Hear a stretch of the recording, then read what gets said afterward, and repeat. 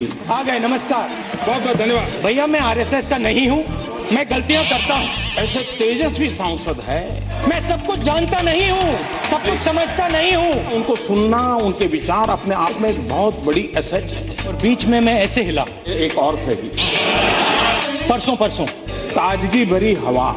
गलती कर दी, सही बात। सर झुका करके आपका आदर करता हूँ। मोदी जी की फेयर एंड लवली योजना आई है। मैं जानता हूँ। अरे बोलने दो भाई। नए एमपी रुचि ले रहे हैं। जहाँ देखो, इंटरनेट में देखो बब्बर शेख, कितने शानदार विचार रखते हैं जी। टीवी में देखो बब्बर शेख, बहुत स्टडी करके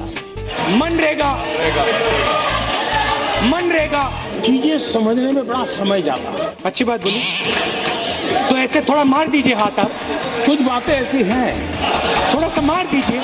अब आपकी बात सही है। स्पीकर मैडम, उम्र तो बढ़ती है लेकिन समझ नहीं बढ़ती है। सॉरी। कुछ लोग मनोरंजन भी करवाते हैं। It's gone. ये आप ही की तो देन है। बड़े पावरफुल आदमी है नरेंद्र मोदी जी। मैं आपके साथ 1000% सहमत हूँ। सुनने क्या आता? बैठिए।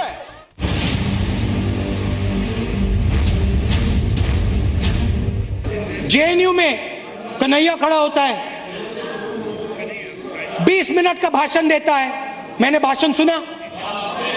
20 मिनट में उसने हिंदुस्तान के खिलाफ एक शब्द नहीं कहा। उसको आप अरेस्ट करते हो। सार्वजनिक जीवन में हम सब लोग आंसरेबल हैं। कोई भी व्यक्ति हमें सवाल पूछ सकता है, पूछने का उसका हक है। लेकिन कुछ है जो जवाबदेह नहीं है, न ही कोई उनको पूछने की हिम्मत करता है, न ही उनको कुछ कहने की किसी की ताकत है। मैं घटना का सिर्फ जिक्र करना चाहता हूं, अर्थ आप लोग लगाइए। रशिया के राष्ट्र प्रमुख श्रीमान क्रुश्चेव जब स्टालिन की मृत्यु हो गई, वो उनके साथी थे, तो स्टालिन की मृत्यु के बाद ये जहां जाते थे क्रुश्चेव, स्टालिन की बड़ी आलोचना करते थे। तो एक बार एक सभागृह में क्रुश्चेव अपनी बात बता रहे थे और स्टालिन को उन्होंने जम करके अपना ही पूर्व के नेता को उनकी मृत्यु के बाद बहुत कोसा। एक नौजवान खड़ा हो गया पीछे से, उसने कहा, मिस्टर क्रुश्चेव, मैं आपसे सवाल पूछना चाहता हूं। बोले, आप स्टालिन को इतनी गालियां दे रहे हो, इतना बदनाम कर रहे हो, उसके विरुद्ध जब वो जिंदा थे आप उनके साथ काम करते थे, तब आपने क्या किया? और कुछ पल के बाद क्रुश्चेव ने कहा, जिसने सवाल खड़ा किया है वो जरा खड़े हो जाओ। वो खड़े हो गए। उन्होंने कहा, तुम्हें जवाब मिल गया? तुम जो आज कर पा रहे हो, स्टालिन के जमाने में मैं चाहता था लेकिन नहीं कर पाता था। और इसलिए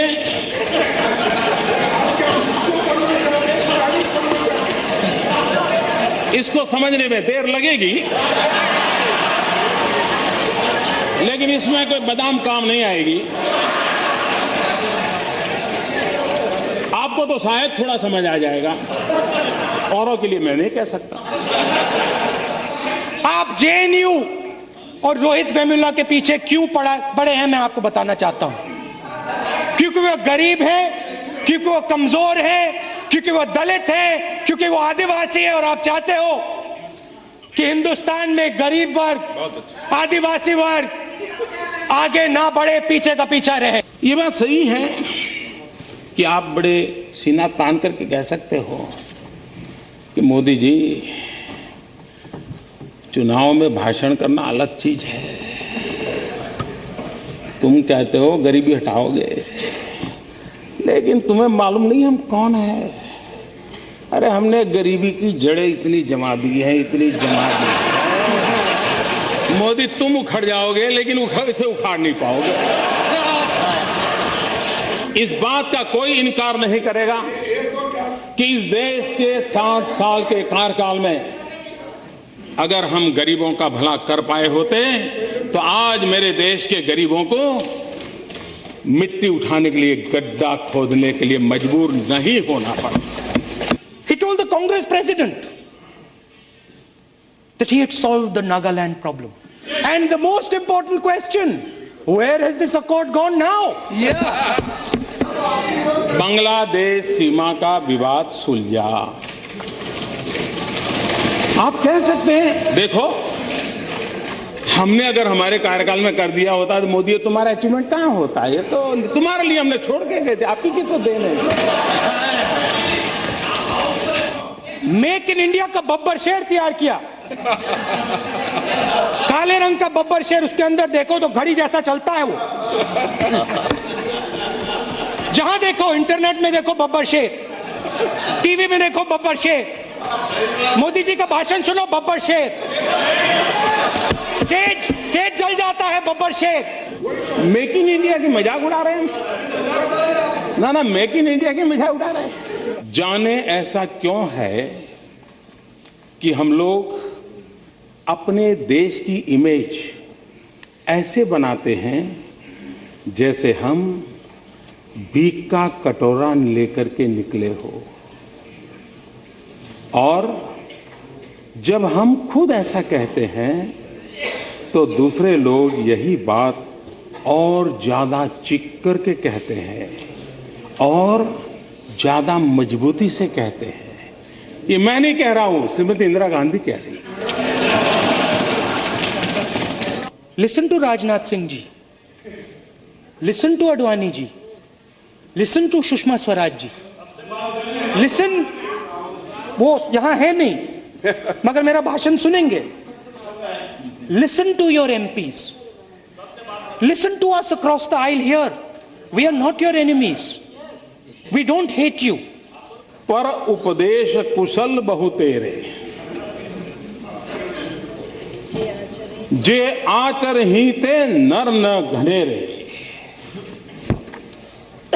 दूसरों को उपदेश देने की कुशलता वाले तो बहुत सारे लोग हैं, परंतु जो खुद वैसा आचरण करे वैसे लोगों की संख्या बहुत कम है। उपदेश सुनता रहा हूं, सलाह सुनता रहा हूं, आलोचना झेलता रहा हूं, आलोचना से ज्यादा आरोप सह रहा हूं, ये सब चल रहा है। और मुझे क्या हुआ है कि 14 साल के काम काफी कुछ मैं इससे जीना सीख चुका हूं, इससे जीना सीख चुका हूं। हमारे देश के सम्मानीय प्रधानमंत्री डॉक्टर मनमोहन सिंह जी अमेरिका में थे। अमेरिका के राष्ट्रपति के साथ उनका बायलैटरल टॉक होना था। देश के सम्मानीय नेता थे। हिंदुस्तान की कैबिनेट, जिसमें फारूक अब्दुल्ला साहब बैठते थे, एंटनी साहब बैठते थे, शरद पवार साहब बैठते थे, इस देश के गणमान्य वरिष्ठ अनुभवी नेता बैठते थे। उस कैबिनेट ने जो निर्णय किया, उस निर्णय को 27 सितंबर 2013 पत्रकार परिषद में फाड़ दिया गया था। ऑर्डिनेंस को फाड़ दिया गया था। अपनों से बड़ों का मान, सम्मान, आदर, मैं बहुत। प्रधानमंत्री यहां खड़े होते हैं, कहते हैं नारेगा जैसी बेकार योजना मैंने कभी नहीं देखी। नारेगा, मनरेगा, मनरेगा, महात्मा गांधी योजना, सावरकर योजना नहीं, महात्मा गांधी योजना। पहले नरेगा और फिर कुछ एक नया ज्ञान हुआ तो फिर वो मनरेगा हुआ। तो ये गरीबों की भलाई के लिए कुछ न कुछ योजनाएं लगातार चलती रही है। मैं जब कहता हूं कि हमारी विफलताओं का स्मारक है, इसका मतलब यही है कि गरीबी न होती तो इस नरेगा या मनरेगा की जरूरत नहीं होती।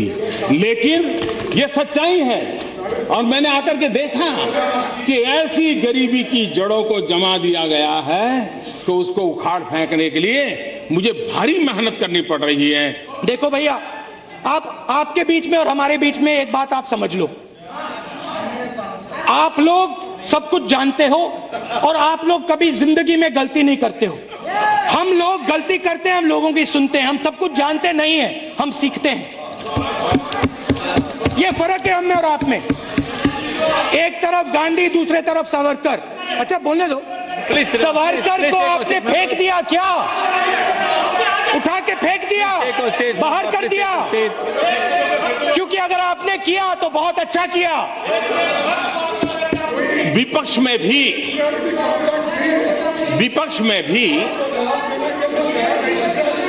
में भी ऐसे होनहार सांसद है, ऐसे तेजस्वी सांसद है, और मैं मानता हूं उनको सुनना, उनके विचार अपने आप में एक बहुत बड़ी एसेट है। लेकिन अगर सदन चलेगा तो उनको बोलने का अवसर मिलेगा। अगर वो बोलेंगे तो बहुत उनकी जय जयकार होगी। तब हमारा क्या होगा, ये चिंता सता रही है। कुछ लोगों को उम्र तो बढ़ती है लेकिन समझ नहीं बढ़ती है, तो समझने में बड़ी देर लग जाती है। कुछ लोगों का ऐसा रहता है, और इसलिए चीजें समझने में बड़ा समय जाता है। कुछ लोग तो समय बीतने के बाद भी चीजें समझ नहीं पाते। जैसे ही कोई खास काम आगे बढ़ता है, 100 कारण बताए जाने लगते हैं कि ये काम क्यों नहीं करना चाहिए। मुझे लगता है कि एक मजबूत और ऊंची दीवार ने हम सबको चारों तरफ से घेर के रखा है।